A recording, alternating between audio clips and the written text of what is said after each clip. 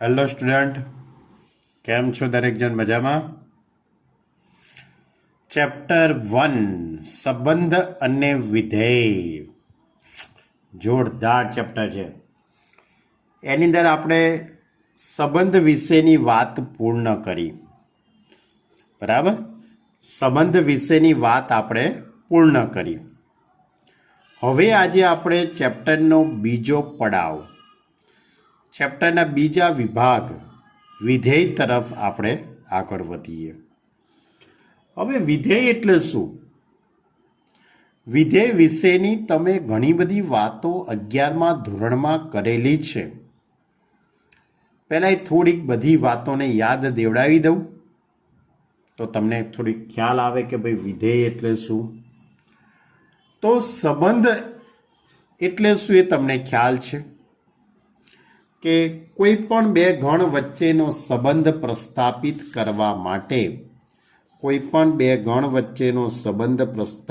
કરવા માટે તમારે પહેલાં A ક્રોસ B શોધવું પડે. A ક્રોસ B શોધ્યા પછી એના ઉપગણો આપણે લખીએ છીએ. એ ઉપગણોને A અને B વચ્ચેનો સંબંધ કહેવાય છે.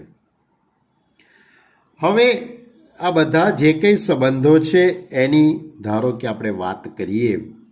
ધારો કે કોઈ એક ગણ એ છે અને આ ગણ એની અંદર અહીંયા 1, 2 અને 3 રહેલા છે. આ ગણ બી છે, એની અંદર અહીંયા A, B અને C રહેલા છે. તો અહીંયા 1 છે તે A જોડે સંબંધ ધરાવે છે, 2 છે તે B જોડે સંબંધ ધરાવે છે અને 3 છે તે C જોડે સંબંધ ધરાવે છે. આવી એક મેં વેન આકૃતિ દોરી છે. બીજી એક વેન આકૃતિ દોરું આની જ કે 1, 2, 3 અહીંયા A, B અને C. આ ગણ A અને આ ગણ B. A થી B પરનો સંબંધ. બરાબર, તો 1 છે તે A જોડે સંબંધ ધરાવે છે, 2 એ પણ A જોડે સંબંધ ધરાવે છે અને 3 C જોડે સંબંધ ધરાવે છે. બીજી એક વેન આકૃતિ એવી કંઈક દોરું છું. 1, 2, 3 અહીંયા A, B, C. અહીંયા 1 A જોડે સંબંધ ધરાવે છે, 3 B જોડે સંબંધ ધરાવે છે. આવો એકાદ સંબંધ છે. તો આપણે A અને B વચ્ચે આવા અલગ અલગ પ્રકારના સંબંધોની વેન આકૃતિ દોરી શકીએ. પણ મેં તમને 11મા ધોરણની અંદર તમે જ્યારે અભ્યાસ કરેલો ત્યારે મેં તમને કીધેલું કે દરેક સંબંધ વિધેય ધરાવતા નથી. બધા જ સંબંધો વિધેય નથી. એ ચોક્કસ શરતનું પાલન કરે છે એવા જ પ્રકારના સંબંધને વિધેય કહેવાય છે. તો એ કઈ શરત હતી? તો ગણ એનો પ્રત્યેક ઘટક ગણ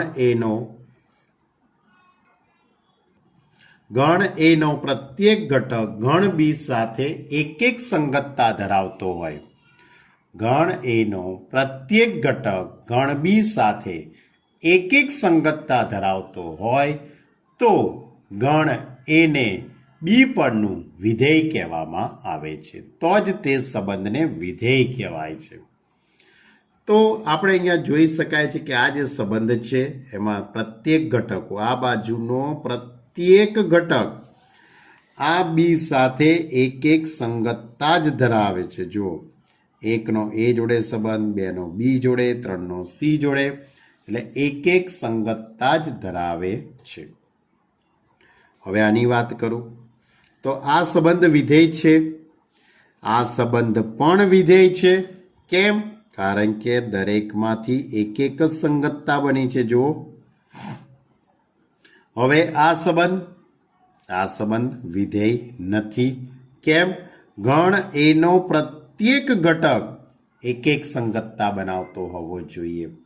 તો 1 છે તે A જોડે સંબંધ ધરાવે છે, 3 છે તે B જોડે સંબંધ ધરાવે છે, પણ આ 2 છે તે કોઈ પણ પ્રકારનો સંબંધ બનાવતો નથી. એટલે આ જે સંબંધ થયો તે વિધેય નથી.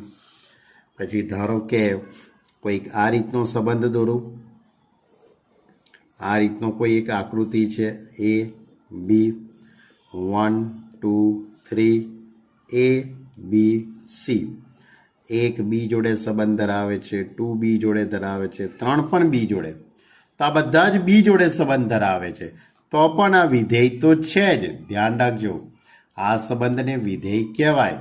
કેમ? કારણ કે ગણ એના પ્રત્યેક ઘટકમાંથી એક એક સંગતતા જ બની છે. એકનો બી જોડે સંબંધ થયો, પછી એકનો ફરીથી બીજા કોઈ જોડે સંબંધ બન્યો નથી, પછી 2નો બી જોડે, પછી 3નો બી જોડે, બરાબર. એટલે આ બાજુમાંથી, ડાબી બાજુમાંથી બધામાંથી એક એક વખત જ તીર નીકળતું હોવું જોઈએ. એક એક વખત જ તીર નીકળે તો જ તે સંબંધને વિધેય કહેવાય, બરાબર. બાકી સંબંધને વિધેય કહેવાય નહીં. આ પ્રકારની વાત તમે 11મા ધોરણની અંદર કરી ગયેલા હતા. અને વિધેયને એફ સંકેત વડે દર્શાવાય છે. સ્મોલ જી, સ્મોલ એચ જેવા સંકેતો વડે તેને દર્શાવાય છે. તો f from A to B, f from A to B વિધેય છે. F from A to B વિધેય છે. આ એક બી જોડે સંબંધ ધરાવે છે, એટલે કે f of 1 is equal to B. પછી 2 એ બી જોડે સંબંધ ધરાવે, એટલે એને આ રીતે આપણે સંકેતમાં લખેલું છે, આ રીતે સમજેલા છે. તો આ રીતે વિધેય એટલે શું તમને ખ્યાલ આવી ગયો? ખ્યાલ તો હતો જ, ખાલી યાદ કરવાનું હતું. અને ડાબી બાજુનું જે પદ છે તેને પ્રદેશ કહેવાય, અને આ બાજુ જે લખેલું છે તેને સહપ્રદેશ કહેવાય. શું કહેવાય? આને સહપ્રદેશ, અને આને શું કહેવાય? પ્રદેશ, બરાબર. તો આ જ રીતની થોડીક વાત મેં પીડીએફમાં લખેલી છે. મેં આ રીતે ટૂંકમાં લખેલું છે કે વિધેય એ ખાસ પ્રકારનો સંબંધ છે. એટલે કે વિધેય સંબંધ છે, પરંતુ કોઈ સંબંધ વિધેય ન પણ હોય. તો ધારો કે A not equal to 5, B not equal to 5, એટલે એ અને બી એ ખાલી ગણ નથી, અને એફ એ એથી બી પરનો સંબંધ છે, એટલે કે f subset of A cross B. તો જો ગણ એનો દરેક સભ્યને ગણ બીમાં પ્રતિબિંબ હોય, અને એક અને માત્ર એક જ પ્રતિબિંબ હોય, એક જ પ્રતિબિંબ હોવું એટલે કે એક એક સંગતતા મળતી હોય, તો તે સંબંધ એફને એથી બી પરનું વિધેય કહે છે. તેને સંકેતમાં F from A to B વિધેય છે તે રીતે દર્શાવાય છે. ગણ એને વિધેય એફનો પ્રદેશ એટલે ડોમેન ઓફ એફ, અને ગણ બીને વિધેય એફનો સહપ્રદેશ કહે છે. F from A to B વિધેય છે, તો પ્રત્યેક એક્સ બિલોંગ્સ ટુ એને અનુરૂપ વિધેય એફની સાપેક્ષે વાય બિલોંગ્સ ટુ બી મળે, કે જેથી y is equal to f x થાય. તો વાય કે જ્યાં y is equal to f એક્સને વિધેય એફનો વિસ્તાર કહેવાય છે. વિધેય એફનો શું કહેવાય? વિસ્તાર. અને વિસ્તારને આપણે આર એફ સંકેત વડે દર્શાવાય છે. અહીંયા મેં તમને છેલ્લે એક વાત સમજાવી, વિધેયનો વિસ્તાર. કદાચ યાદ હશે ઘણા બધા વિદ્યાર્થીઓને, પણ છતાં પણ વાત કરું. ધારો કે એફ ફ્રોમ એન થી એન, એફ ફ્રોમ એન થી N f x is equal to 2x plus 1. તમારે આ વિધેયનો વિસ્તાર શોધવાનો છે. તો આ વિધેયનો વિસ્તાર શોધવા માટે પ્રદેશ એન આપેલો છે. તો આ પ્રદેશમાંથી અલગ અલગ ઘટકો લેવાના. તો પહેલાં 1 મૂકી દઉં, તો 2 કા 2 પ્લસ 1 એટલે 3. પછી એક્સની જગ્યાએ 2 મૂકી દઉં, તો 2 દુ 4 વત્તા 1 એટલે કે 5. પછી એક્સની જગ્યાએ 3 મૂકી દઉં, 3 દુ 6 વત્તા 1 એટલે કે 7. તો આ રીતે આની અંદર કઈ કઈ સંખ્યાઓ આવી? 3, 5, 7, 3, 5, 7. આને વિધેય એફનો શું કહેવાય છે? વિસ્તાર. આર એફ સંકેત વડે તેને દર્શાવાય છે. એટલે કે એનો અર્થ એવો છે કે આ એકનું પ્રતિબિંબ, આ એક છે તેનું પ્રતિબિંબ 3 છે, બેનું પ્રતિબિંબ 5 છે, 3નું પ્રતિબિંબ 7 છે. તો આ પ્રતિબિંબોનો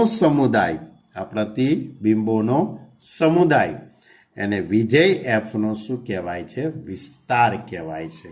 ધ્યાન રાખજો. તો વિધેય એફનો વિસ્તાર એટલે શું તમને ખબર પડી? કે પ્રદેશમાંથી અલગ અલગ સંખ્યા એક્સની જગ્યાએ મૂકવાની અને જે જવાબ આવે એનાથી બનતો સમુદાય એને વિધેય એફનો વિસ્તાર કહેવાય છે. ધ્યાન રાખજો, આને સહપ્રદેશ કહેવાય. જમણી બાજુ જે લખેલું હોય એને સહપ્રદેશ કહેવાય, એને વિસ્તાર કહેવાતો નથી. સહપ્રદેશના બધા ઘટકો વિસ્તારમાં ના હોય, પણ વિસ્તારના બધા ઘટકો સહપ્રદેશમાં હોય જ. એટલે કે એવું કહી શકાય કે વિસ્તારના બધા જ ઘટકો એ સહપ્રદેશમાં હોય ને હોય જ. બરાબર. પણ સહપ્રદેશના બધા ઘટકો વિસ્તારમાં ના પણ હોય અને હોય પણ ખરા. બરાબર. એ 50-50ની વાત છે, જ્યારે આ 110% સાચું છે કે વિસ્તાર ઇઝ સબસેટ ઓફ સહપ્રદેશ. અમુક વાર સરખું પણ હોય, પણ એવું દરેક વખતે પોસિબલ બનતું નથી, કારણ કે મોટાભાગના વિદ્યાર્થીઓ આને વિસ્તાર જ કહી દેતા હોય છે. બરાબર. એવું નથી. જો હવે કેટલાક વિધેયોના પ્રકારની વાત કરી લઈએ. 11મા ધોરણના અમુક પ્રકાર છે, તમને યાદ દેવડાવી દઉં, કારણ કે આપણે એનો ઉપયોગ તો કરવો જ પડશે. તો પહેલું છે સમાન વિધેય. જો વિધેય એફ અને જી માટે D f is equal to D g. D f અને ડીજી પાછું શું આવ્યું? આ ડી એટલે ડોમેન. વિધેય એફના પ્રદેશને ડોમેન કહેવાય છે. બરાબર, એનો સંકેત છે. તો એફ અને જીના બંને વિધેયોના પ્રદેશ સમાન હોવા જોઈએ અને f x is equal two GX. તો અને તો જ એફ અને જીને સમાન વિધેય કહે છે. તો અને તો જ એફ અને જીને સમાન વિધેય કહેવાય છે. એટલે બંને વિધેયોના પ્રદેશ સમાન હોવા જોઈએ, બંનેના વિધેય સૂત્ર એ પાછું શું, અથવા તો બંનેનો વિસ્તાર એ પણ કેવો હોવો જોઈએ? સમાન. પછી વાસ્તવિક વિધેય કોને કહેવાય? વાસ્તવિક વિધેય સમજતા પહેલા બીજી પણ એક વાત કરું કે ધારો કે f from A to B વિધેય છે. જો વિધેય એફનો પ્રદેશ એ વાસ્તવિક સંખ્યા ગણ આર કે આરનો ઉપગણ હોય, વાસ્તવિક સંખ્યા ગણ આર કે આરનો ઉપગણ હોય, તો વિધેયને વાસ્તવિક ચલનું વિધેય કહેવાય છે. એટલે કે જો વિધેય એફનો પ્રદેશ એ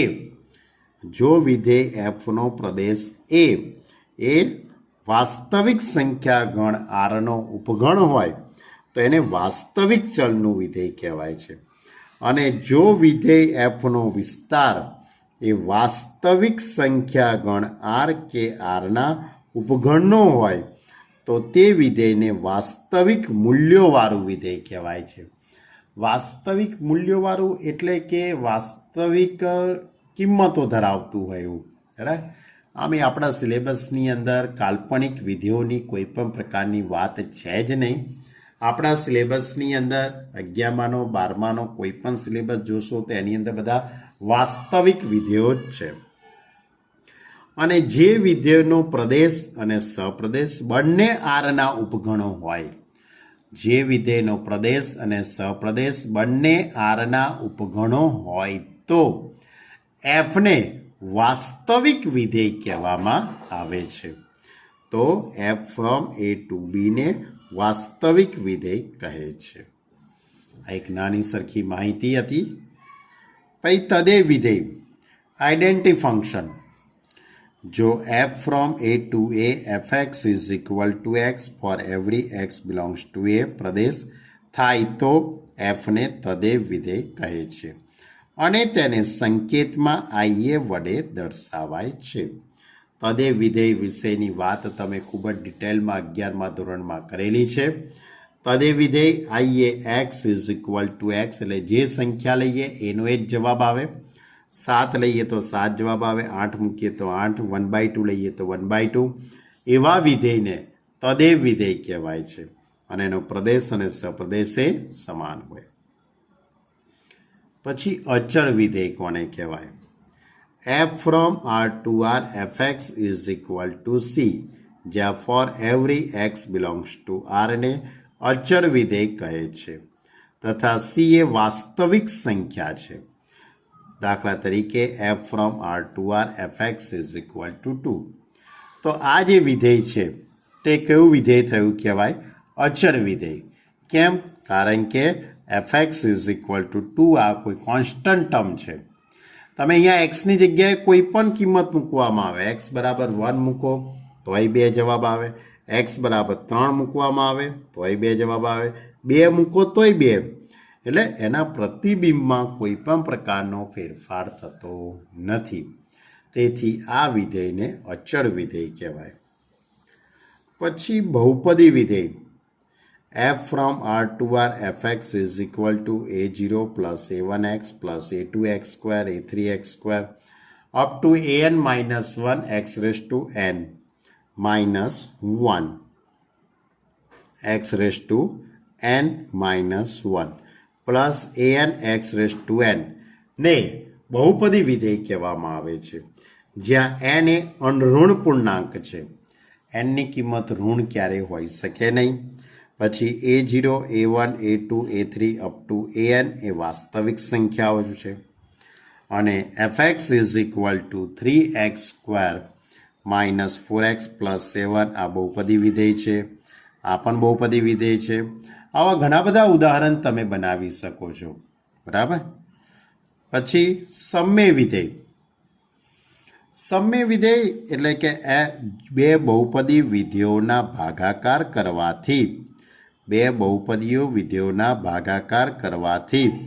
મળતા વિધેયને સમય વિધેય કહેવાય છે.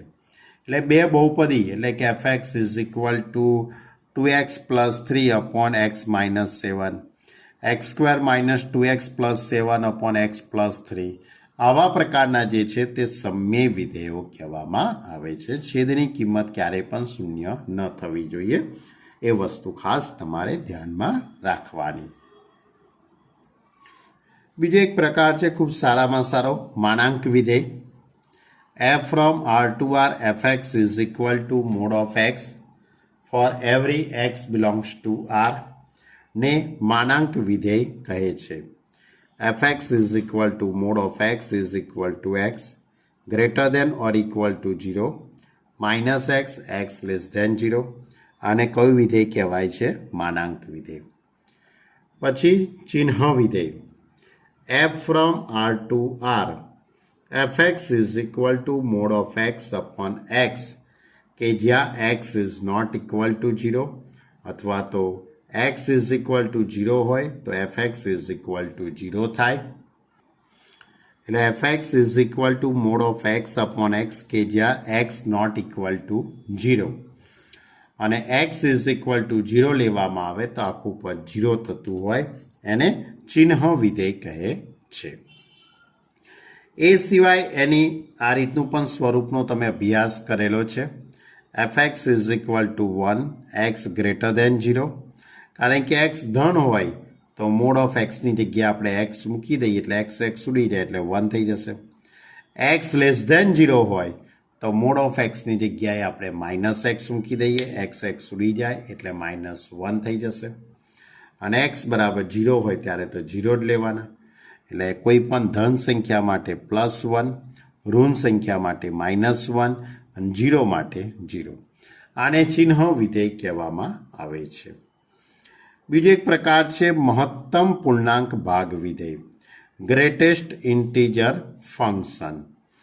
તો f from R to R fx is equal to box x અથવા fx is equal to આ રીતનો સિમ્બોલ હોય, ઉપર પાંખ્યું નથી, નીચે જ ખાલી કરેલું છે આ રીતે. બરાબર, આ રીતે. તો આને ફ્રોલર ફંક્શન પણ કહેવામાં આવે છે અને મહત્તમ પૂર્ણાંક ભાગ વિધેય પણ કહેવામાં આવે છે. ફ્રોલર ફ્લોરિંગ એમ. હવે બોક્સ એક્સ એટલે શું એના વિશે તમને ખ્યાલ જ છે કે વાસ્તવિક સંખ્યા એક્સથી મોટા ન હોય તેવા તમામ પૂર્ણાંકો પૈકી સૌથી મોટો પૂર્ણાંક. એટલે કે એફ ફ્રોમ આરથી R f x is equal to box x. અહીંયા એક્સની અહીંયા પાંખ્યું નીચેની તરફ જ છે, માત્ર ધ્યાન રાખજો. એને ફ્રોડર ફંક્શન કહેવામાં આવે છે. એટલે 5.3 હોય તો જવાબ 5 લખાય, પણ -5.3 હોય તો -6 લખીએ છીએ. 0.8નો જવાબ 0 લખાય, પણ -0.7 હોય તો જવાબ -1 લખાય. પછી ન્યૂનતમ પૂર્ણાંક ભાગ વિધેય, સ્મોલેસ્ટ ઇન્ટીજર ફંક્શન, અને એનું બીજું નામ છે સીલિંગ ફંક્શન. એટલે f from R to R આ રીતે ઉપરની તરફનું પાંખ્યું હોય, નીચે ના હોય, બરાબર. તો એને ન્યૂનતમ પૂર્ણાંક ભાગ વિધેય કહેવાય છે. ન્યૂનતમ પૂર્ણાંક ભાગ વિધેયને આપણે આ રીતે એક્સથી નાના ન હોય તેવા તમામ પૂર્ણાંકો પૈકી સૌથી નાનો પૂર્ણાંક. એક્સથી નાના ન હોય તેવા તમામ પૂર્ણાંકો પૈકી સૌથી નાનો પૂર્ણાંક. એટલે 5.3 હોય તેનો જવાબ 6 આવશે, બરાબર. પણ જો -5.3 હશે તેનો જવાબ -5 જ હશે. 0.7 તેનો જવાબ 1 આવશે, પણ 0.7 તેનો જવાબ 1 આવશે, પણ જો -0.7 હશે તેનો જવાબ 0 આવશે. આ હતું ન્યૂનતમ પૂર્ણાંક ભાગ વિધેય. આ બંને જે વિધેય છે તેને સ્ટેપ ફંક્શન પણ કહેવામાં આવે છે. સ્ટેપ કારણ કે એનો આલેખ તમને કદાચ યાદ હોય તો સ્ટેપ બાય સ્ટેપ આવે છે, એટલા માટે. જો એના પછી છે અપૂર્ણાંક ભાગ વિધેય. અપૂર્ણાંક ભાગ વિધેય ફ્રેક્શન પાર્ટ ફંક્શન. હવે આ જે હતું એ આપણા સિલેબસમાં નહોતું, પણ આના વિશે આપણે થોડીક માહિતી મેળવી લઈએ. F from R to R f x is equal to x minus box x. X minus box એક્સને અપૂર્ણાંક ભાગ વિધેય કહેવાય છે, અને એને આ રીતે છગડિયા કૌંસની અંદર બતાવવામાં આવે છે. દાખલા તરીકે 3.5 હોય તો 3.5નો અપૂર્ણાંક ભાગ એટલે 3.5માંથી 3.5નો મહત્તમ પૂર્ણાંક ભાગ બાદ કરી દેવાનો.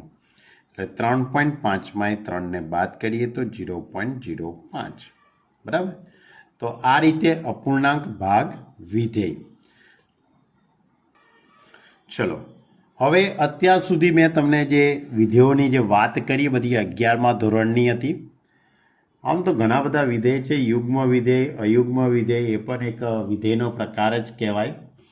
કારણ તમે વિધેયના પ્રકારોની વાત કરીએ તો ઘણી લાંબી વાતો છે બધી. ઘાતાંકીય વિધેય, લઘુગણકીય વિધેય, જે આપણા સિલેબસમાં આવી ગયા છે બધા. હવે આપણે 12મા ધોરણની અંદર આપણું જે પહેલું જે ચેપ્ટર છે, ચેપ્ટર 1, એમાં જે વિધેયના જે પ્રકાર આપેલા છે એની વાત કરીએ.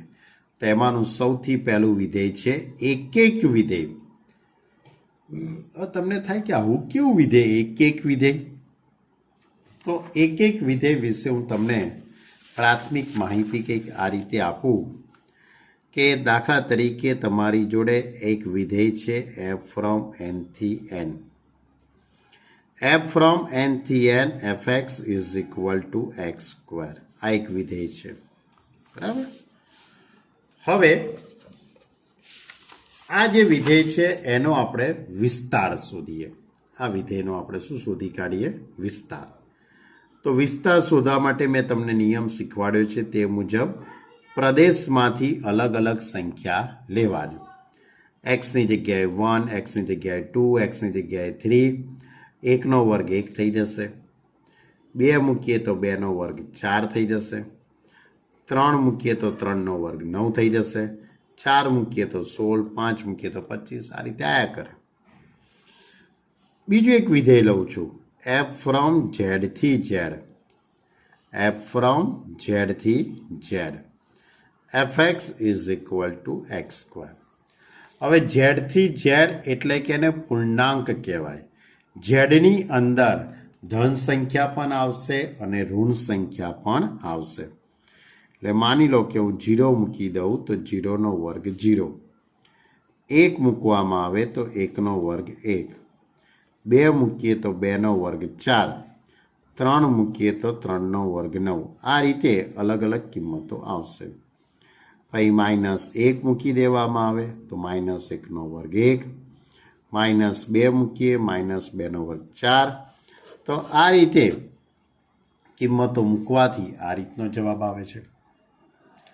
હવે આ બંને ઉદાહરણોને તમારે થોડાક ધ્યાનથી સમજવાના છે, બરાબર.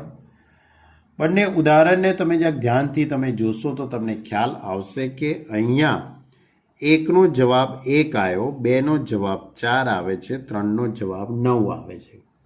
એટલે કે એનો અર્થ એવો થયો કહેવાય કે પ્રદેશના પ્રત્યેક સભ્યોના પ્રતિબિંબ એક અને માત્ર એક જ મળે છે એવું કહેવાય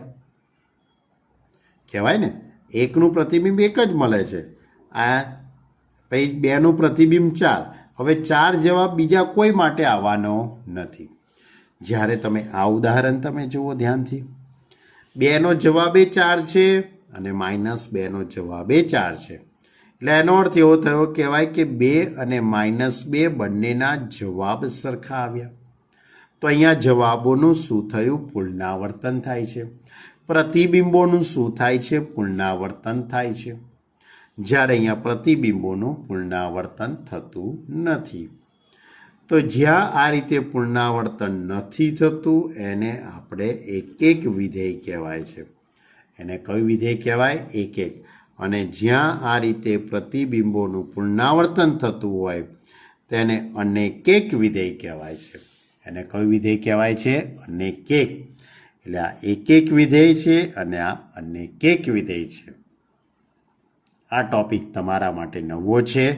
એક વિધેય એટલે કે જ્યાં જવાબોનું પુનરાવર્તન થતું નથી તેને એક વિધેય કહેવાય. તો ધારો કે આ 2 અને 3 કેવી સંખ્યાઓ છે? ભિન્ન છે. 2 અને 3 ભિન્ન છે તો એના જવાબે કેવા છે? તમારી જોડે ભિન્ન જ મળે છે ને, કહેવાય કે ના કહેવાય? 2 અને 3 ભિન્ન સંખ્યાઓ છે તો એમના જવાબે ભિન્ન છે. જ્યારે તમે અહીંયા જુઓ 2 અને -2 અને 2 આ બંને સંખ્યાઓ ભિન્ન છે પણ એમના જવાબ કેવા છે? સરખા છે. તો આ વિધેય અનેકેક થાય અને આ વિધેય કેવું થાય? એક વિધેય થાય. એટલે કે એવું કહી શકાય કે જો x1 not equal to x2, this implies fx1 is not equal to fx2 થતું હોય તો આને એક વિધેય કહેવાય. એને કેવું વિધેય કહેવાય? એક. બરાબર. તો આ રીતની વાત આપણે એક વિધેયની વ્યાખ્યા, થિયરિકલ કોન્સેપ્ટ આ રીતે આપણે યાદ રાખવાનો છે. આ રીતે સમજીએ, જે તમારે તમારા ચોપડાની અંદર 1-2 વાર લખીને તેને સમજવાનો છે. જો વિધેય fની સાપેક્ષે પ્રદેશના અલગ અલગ સભ્યોના સહપ્રદેશમાં પ્રતિબિંબ અલગ અલગ હોય તો fને એક વિધેય કહેવાય છે. એટલે કે પ્રત્યેક ઘટકો અલગ અલગ, એટલે બધા જ ઘટકો અલગ અલગ, જેટલા ઘટકો કહેવાય છે બધા અલગ અલગ, તો એને અનુરૂપ એમના પ્રતિબિંબો પણ અલગ અલગ હોવા જોઈએ. ધારો કે f from a to b વિધેય છે for every x1 x2 belongs to A પ્રદેશ માટે. x1 not equal to x2, this implies fx1 not equal to fx2. અથવા, હવે અથવા કરીને આ જ વાક્યને મેં આ રીતે લખ્યું છે. આ જે વાક્ય લખ્યું છે તેને સમાનાર્થી પ્રેરણ કહેવાય. કયો શબ્દ હું બોલ્યો ભાઈ? સમાનાર્થી પ્રેરણ.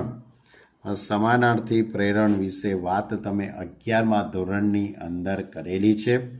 કોઈ પણ વાક્ય હોય, જો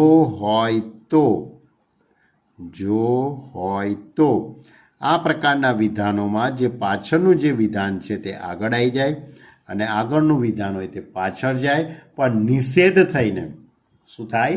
નિષેધ થઈને જાય. બરાબર. એને સમાનાર્થી પ્રેરણ કહેવાય. તો આનું સમાનાર્થી પ્રેરણ એટલે હોય તો પછી એટલે ઇમ્પ્લાઇઝ પછી આ જે લખેલું છે એનું નેગેટિવ થઈ જશે, એટલે fx1 is equal to fx2. This implies આનું નેગેટિવ થઈ જશે, x1 is equal to x2. તો આને આપણે એક એક વિધેયની વ્યાખ્યાનું એક સ્વરૂપ ગણીએ છીએ આપણે આને કે fx1 is equal to fx2. This implies x1 બરાબર x2. તો અને તો જ એફને એક એક વિધેય કહે છે. એટલે આ એક એક વિધેયની વ્યાખ્યા થઈ કહેવાય. બરાબર, ધ્યાન રાખજો. ફરીથી તમારે આ બે કન્ડિશનનો સૌથી વધારે ઉપયોગ થશે. F from A to B વિધેય છે, x1 x2 બિલોંગ્સ ટુ એ. પ્રદેશમાંથી બે ઘટકો લેવામાં આવે છે, બંને ઘટકો ભિન્ન છે, તેમના જવાબો પણ ભિન્ન છે, પ્રતિબિંબો પણ ભિન્ન છે. અને જો fx1 is equal to fx2, this implied x1 બરાબર x2 થાય તો અને તો જ એફને એક એક વિધેય કહે છે. પછી અનેક એક વિધેય, એને મેની વન ફંક્શન કહેવામાં આવે છે ઇંગ્લિશમાં. તો જે વિધેય એક એક ન હોય તેવા વિધેયને અનેક એક વિધેય કહેવાય છે. જે વિધેય એક એક ના હોય તેને અનેક એક વિધેય કહેવાય. પણ એની જે વ્યાખ્યા આ રીતે પણ બની શકે. F from R to R માટે fx1 is equal to fx2. This implies x1 not equal to fx2, x1 not equal to x2. આમાં શું હતું? બંને બાજુ અસમતા સરખી જ હતી. Equal to not equal to તો નોટ ઇક્વલ ટુ. જ્યારે આમાં એક બાજુ ઇક્વલ ટુ છે તો સામે નોટ ઇક્વલ ટુ છે. થાય તો એફને અનેક એક વિધેય કહેવામાં આવે છે. એફને કયું વિધેય કહેવાય? અનેક એક. હવે બીજો એક પ્રકાર વ્યાપ્ત વિધેય, એને ઓનટુ ફંક્શન એ કહેવામાં આવે છે. એનું બીજું નામ છે બાયજેક્ટિવ ફંક્શન પણ કહેવાય છે એને. બરાબર, એના બે નામ છે. આપણે તો વ્યાપ્ત વિધેય કાં તો ઓનટુ ફંક્શન એ રીતે યાદ રાખજો, અને બાયજેક્ટિવ એવું પણ કહેવામાં આવે છે. હવે વ્યાપ્ત વિધેય એટલે શું પાછું આ નવું વિધેય? તો સિમ્પલ લોજિક તમને કહી દઉં. જેમ કે મેં હમણાં જ આ દાખલો ગણ્યો, f from n to n fx is equal to x સ્ક્વેરનો. તો આ વિધેયનો વિસ્તાર કયો આવ્યો? આ વિધેયનો વિસ્તાર કયો આવ્યો? તો 1, 4, 9, 16 આ બધો આવ્યો ને. પણ સહપ્રદેશ કયો છે? n. તો સહપ્રદેશ અને વિસ્તાર બંને સરખા થતા નથી. પણ ધારો કે એવો કોઈક દાખલો હોય કે જે વિધેયનો વિસ્તાર અને સહપ્રદેશ બંને સરખો થતો હોય, વિસ્તાર અને સહપ્રદેશ બંને સમાન થતા હોય, તો તેવા વિધેયને વ્યાપ્ત વિધેય કહેવામાં આવે છે. એટલે f from A to B વિધેય છે. જો વિધેય એફનો સહપ્રદેશ અને વિસ્તાર સમાન થાય તો જ વિધેય એફને વ્યાપ્ત વિધેય કહે છે. એટલે કે f from X to Y વિધેય છે. હવે આ જે વ્યાપ્ત વિધેયની જે વ્યાખ્યા છે એના અલગ શબ્દોમાં પણ તેને રજૂઆત કરી શકાય છે. અલગ શબ્દો એટલે કેવા અલગ શબ્દો ભાઈ? બરાબર છે, તો કંઈક એના શબ્દો આવા કંઈક છે કે દાખલા તરીકે આ રીતનું એક વિધેય છે. તમે પ્રતિબિંબ અને પૂર્વ પ્રતિબિંબ વિશે માહિતી તમે 11મા ધોરણમાં લીધેલી છે. આ 1નું પ્રતિબિંબ 5 છે, 2નું પ્રતિબિંબ ધારો કે 7 મળે છે. તો હવે એના કરતાં ઊંધું 5નું પૂર્વ પ્રતિબિંબ 1 થયું કહેવાય. 1નું પ્રતિબિંબ 5 છે તો 5નું પૂર્વ પ્રતિબિંબ 1 છે. 7નું પૂર્વ પ્રતિબિંબ 2 છે. તો એનો અર્થ એવો થયો કહેવાય કે ધારો કે કોઈ દાખલો f from R to R fx is equal to 7x plus 3. એના માટે આપણે કંઈક આવી વાત કરતા હતા કે ભાઈ ધારો કે 10નું પૂર્વ પ્રતિબિંબ શોધો. આવા દાખલા આપણે 11મા ધોરણમાં ગણેલા છે. બરાબર, 10નું પૂર્વ પ્રતિબિંબ ખાલી જગ્યા થાય.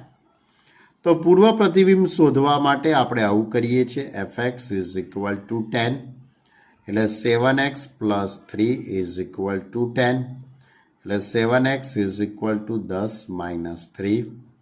તો 7x ઇઝ ઇક્વલ ટુ 7, તો x ઇઝ ઇક્વલ ટુ 1. તો x ઇઝ ઇક્વલ ટુ 1 માટે x ઇઝ ઇક્વલ ટુ 1 મૂકી જુઓ તમે, તો 7 × 7 ને 3 10 જવાબ થઈ ગયો. એટલે કે એનો અર્થ એવો કે આ વિધેય માટે, આ જે વિધેય છે એના માટે અહીંયા કઈ સંખ્યા મેં પસંદ કરેલી? 10. 10નું પૂર્વ પ્રતિબિંબ કેટલું આવ્યું કહેવાય? 7. અરે સોરી 1. 10નું પૂર્વ પ્રતિબિંબ કેટલું આવ્યું કહેવાય? 1 આવ્યું કહેવાય. આ શું શોધ્યું મેં? પૂર્વ પ્રતિબિંબ મેં શોધ્યું કહેવાય. તો એ જ રીતે વ્યાપ્ત વિધેયની અંદર પણ, એ જ રીતે વ્યાપ્ત વિધેયમાં પણ વાયને અનુરૂપ, વાય શેમાં આવેલો છે? સપ્રદેશમાં આવેલો છે. વાય ક્યાં આવેલો છે? સપ્રદેશમાં આવેલો છે. તો વાયને અનુરૂપ એવી કોઈક સંખ્યા x બિલોંગ્સ ટુ એ શોધવાની. વાયને અનુરૂપ એક્સની કિંમત તમારે પ્રદેશમાં શોધવાની કે જેથી fx is equal to y થાય. fx is equal to y થાય તો વિધેય fને વ્યાપ્ત વિધેય કહેવામાં આવે છે. તો આ વ્યાપ્ત વિધેયની આ બીજી વ્યાખ્યા છે, જેનો ઉપયોગ આપણે ઘણા બધા દાખલામાં કરવાના છીએ. તો આ વાક્ય આવું છે: જો વાયના દરેક સભ્યને એક્સમાં પૂર્વ પ્રતિબિંબ હોય, વાય એટલે આ સપ્રદેશ, સપ્રદેશના દરેક સભ્યને પ્રદેશમાં પૂર્વ પ્રતિબિંબ હોય, એટલે કે વાયનો દરેક સભ્ય એક્સના કોઈ એક કે વધુ સભ્યોના પ્રતિબિંબ હોય, એટલે કે વાય બિલોંગ્સ ટુ વાય માટે એક્સ બિલોંગ્સ ટુ એક્સ મળે કે જેથી fx is equal to y થાય. તો તમારે આ વાક્ય છેલ્લું આ છે એ વધારે યાદ રાખો. દરેક વાય બિલોંગ્સ ટુ વાય માટે એક્સ બિલોંગ્સ ટુ એક્સ મળે કે જેથી fx is equal to y થાય. તો f ફ્રોમ એક્સ ટુ વાયને વ્યાપ્ત વિધેય કહે છે. બરાબર, આ વ્યાપ્ત વિધેયની વાત કરી મેં. પણ સૌથી પહેલાં તો તમારો આઈએમપી મુદ્દો કયો હોવો જોઈએ કે જો વિધેયનો સપ્રદેશ અને વિસ્તાર બંને સરખા થાય તો જ આપણે વ્યાપ્ત વિધેયની વાત કરી શકીએ. બરાબર, સારું. ત્યારે અને બીજો પ્રકાર અવ્યાપ્ત વિધેય. તો જો વિધેયનો વિસ્તાર અને સપ્રદેશ સમાન ન હોય તે વિધેયને અવ્યાપ્ત વિધેય કહેવાય છે. એટલે કે જે વિધેય વ્યાપ્ત ન હોય તે વિધેયને અવ્યાપ્ત વિધેય કહેવાય છે. પછી છે 1-1 કોરસ્પોન્ડિંગ અથવા તો બાયજેક્શન.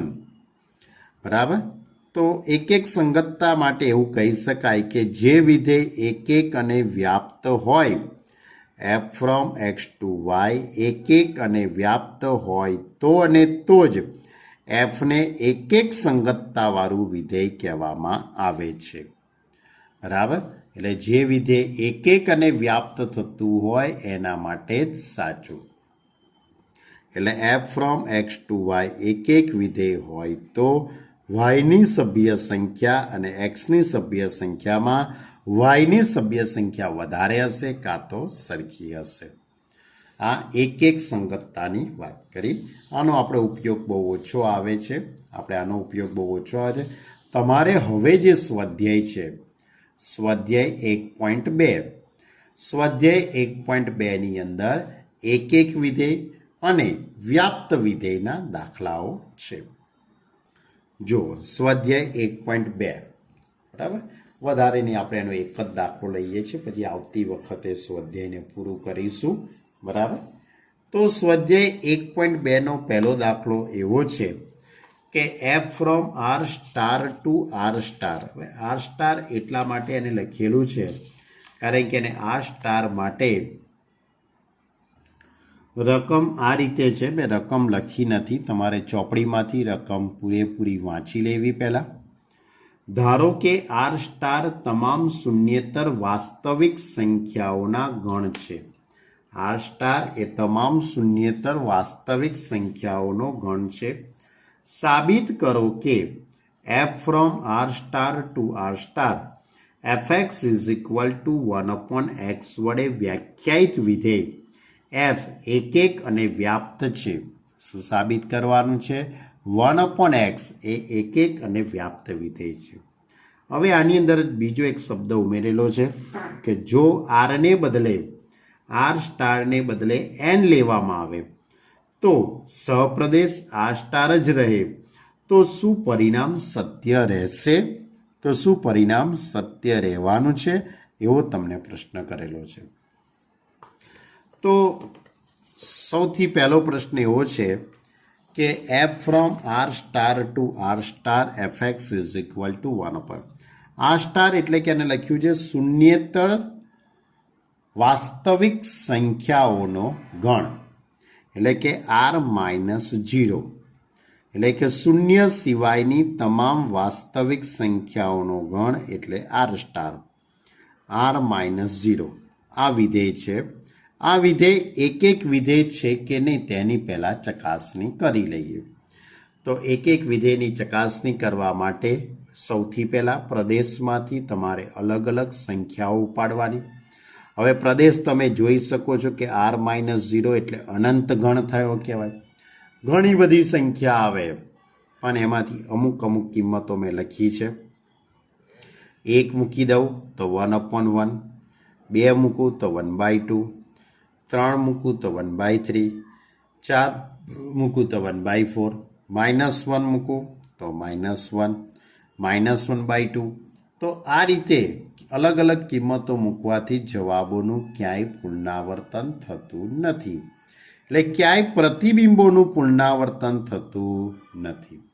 પ્રતિબિંબોનું પુનરાવર્તન નથી થતું, તેથી આ વિધેયને આપણે એક વિધેય કહેવામાં આવે છે.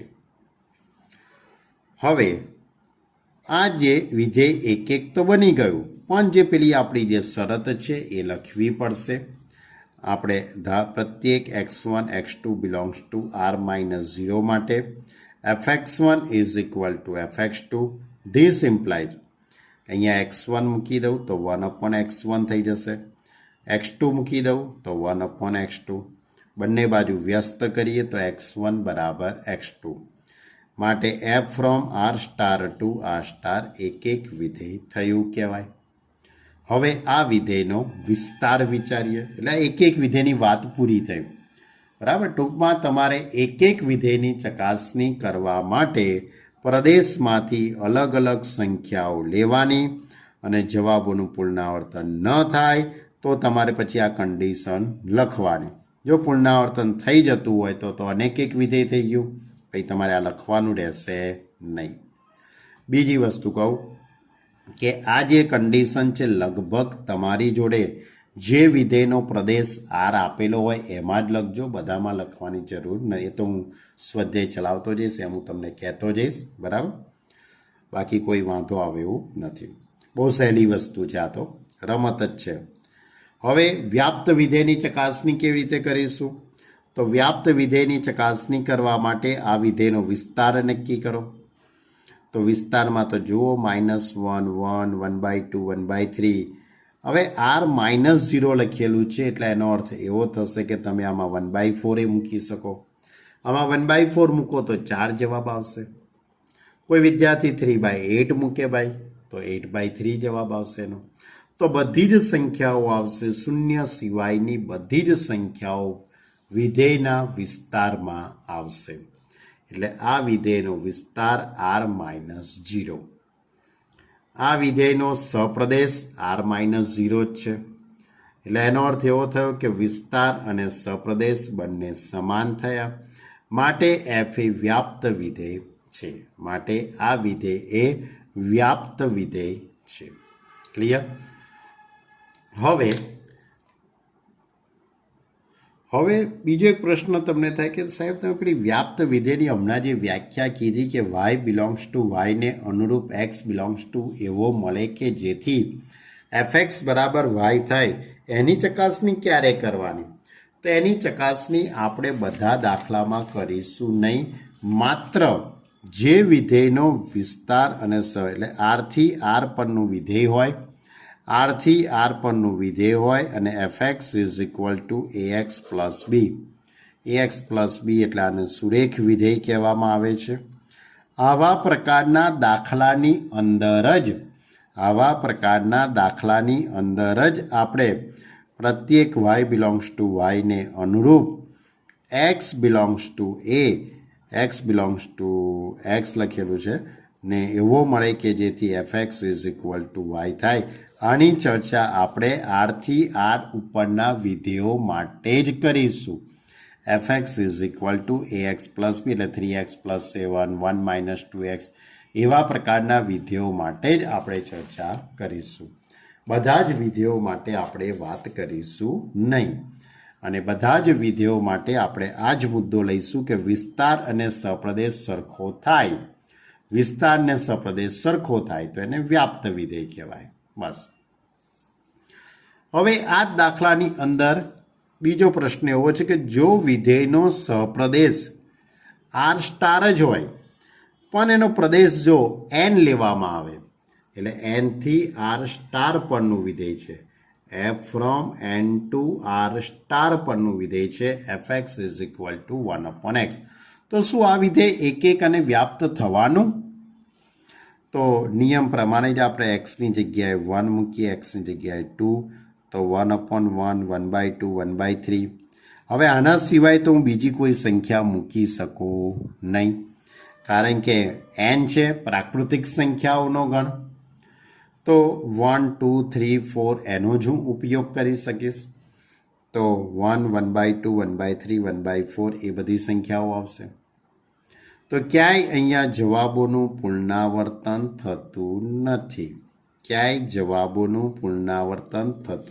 પ્રતિબિંબોનું પુનરાવર્તન થતું નથી.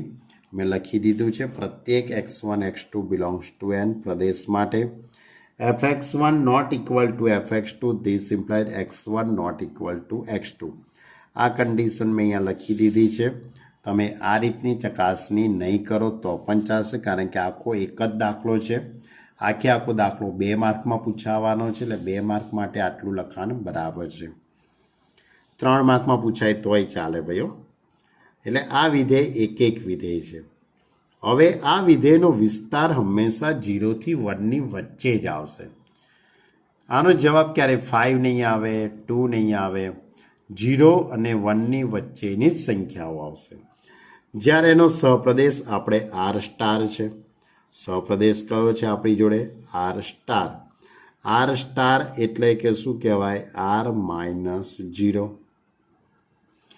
તો આ બંને સરખા થતા નથી, માટે વિસ્તાર ઇઝ નોટ ઇક્વલ ટુ સપ્રદેશ. માટે f from N to R star એ વ્યાપ્ત વિધેય નથી.